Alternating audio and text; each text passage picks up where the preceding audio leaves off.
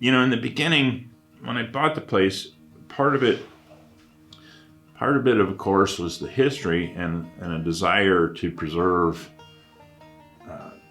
what's still here.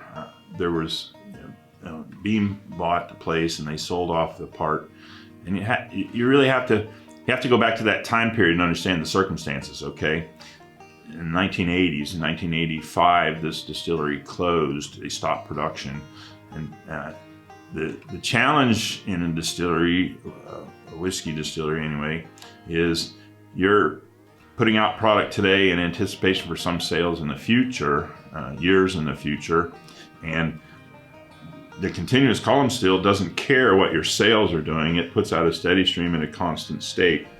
And so if your output remains the same but your sales declines, what ends up happening is you fill up all your barrel warehouses and then you have nowhere to put your product. And so the dilemma, the drawback of this location down here, while it was perfect in the 1800s, they ran out of land. They continued to build aging warehouses until they ran out of land.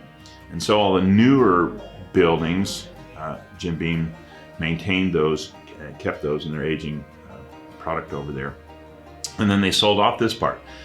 At that time period in the 80s, there was no bourbon trail, there was no bourbon tourism, there was, people didn't come visit distilleries. This was a factory. This distillery produced 400 barrels a day, and it was a big industrial complex at that time period. So there was no real sense of preserve history or whatever. It was business. And so this part was sold to some people in the salvage business who came in and basically took out metals, stainless, copper, brass, whatever metals were recyclable, and started demolishing buildings.